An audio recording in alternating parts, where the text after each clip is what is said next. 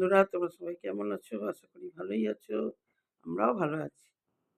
বন্ধুরা, এই যে আমার মহাভারত, যে মহাভারত থেকে আমি গল্প বলি। এই মহাভারত আমার কাছে কিভাবে এলো সেটাই আজকে বলি। 1962 সালে আমার মায়ের বিয়ে হয়েছে। বিয়ের সময় আমার বাবার বাড়ির অনুষ্ঠানের দিন এই মহাভারত বইটা আমার জেঠুর এক বন্ধু মাকে গিফট করেছিল। বইটা কালীপ্রসন্ন, স্বর্গীয় কালীপ্রসন্ন সিংহের মহাশয়ের সংস্কৃত ভাষা থেকে বাংলা ভাষায় অনুবাদ করেছিলেন। এই মহাভারতটা সম্পূর্ণ গদ্যাকারে আর বাংলা ভাষায়, কিন্তু সাধু ভাষা। আমি তোমাদেরকে বলি, চলিত ভাষাতে পড়ে নিয়ে বলি। বলতে গেলে একটু আটকে যায়, সাধু চলিত মিশিয়ে যায়। আমি ভাবছি এবার থেকে বইটা সামনে রেখেই বলবো। এই বইটা এত ভালো, যখন আমার মা তো পড়তো আগে, তারপরে যখন আমরা ভাই বোনেরা সবাই হয়ে গেলাম, মা তো সংসারের চাপে আর পড়তে পারতো না। মায়ের বই পড়ার খুব নেশা ছিল, আমারও বই পড়ার খুব নেশা। তারপরে আমার ছেলে মেয়ে একটু বড় হওয়ার পর আমি বাড়িতে, বাপের বাড়ি যখন যেতাম পড়তাম, ভালো লাগতো। এবার বাপের বাড়ি থেকে একদিন মাকে বললাম, মা বইটা নিয়ে যাব। মা বললো, নিয়ে যা, একটু বই পড়ার নেশা আছে, বইটা পড়। তাহলে পড়বি, যত্ন করে রাখবি। বইটা খুব অমূল্য সম্পদ। এটা, এর অমর্যাদা করিস না, একে ভালো করে যত্ন করে রাখিস। সেই আমি বইটা নিয়ে এসেছিলাম। সেই থেকেই আমি বইটা যখন সময় পাই পড়ি, তুলে রাখি।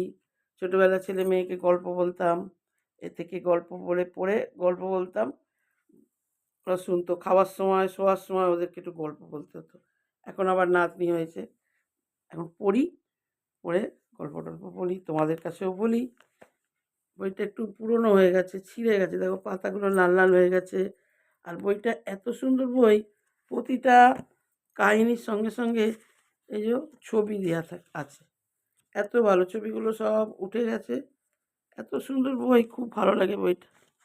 প্রত্যেকটা কাহিনীর সঙ্গে সঙ্গে ছবি দেওয়া, এই প্রত্যেকটা কাহিনীর সঙ্গে সঙ্গে ছবি দেওয়া। এই হচ্ছে রাজা শান্তনু। ধীবর কন্যাকে পছন্দ হয়েছিল, বিয়ে করতে চাইল। ধীবর বলল, ধীবর মানে জেলে, জেলে বলল, আমি সন্তান বিয়ে দিতে পারি, কিন্তু আমার মেয়ের যে সন্তান হবে সেই কিন্তু রাজত্ব পাবে। এবার রাজা শান্তনুর তো ছেলে আছেই, আগে দেবব্রত, যিনি ভীষ্ম নামে পরিচিত। সেই ভীষ্মদেব যখন শুনলেন যে এই কথা বলেছে, বাবা বিয়ে করতে পারছে না, তখন ভীষ্মদেব বলল, ঠিক আছে, আমি চিরকাল চিরকুমার হয়ে থাকব, আমি বিয়ে করব না, আমার কোনো সন্তান হবে না। এই একে বিয়ে করো এবং এনার যে সন্তান হবে সেই সিংহাসনে বসবে। এই হচ্ছে বিশ্বদেবের কাহিনী। আরও অনেক আছে গল্প, পরে বলবো, এখন বড় হয়ে যাবে। কেমন লাগলো আমার মহাভারত বলো, মহাভারত পড়ি, আমার খুব ভালো লাগে। এই সমস্ত বাংলা বাংলা ভাষাতে, সব সাধু ভাষা।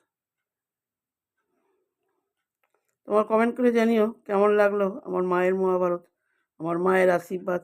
আমার ছেলেকে বলেছি, আমি যখন মারা যাব তখন এই বই আমার মাথার কাছে দিবি আর গঙ্গা জলে ভাসিয়ে দিবি।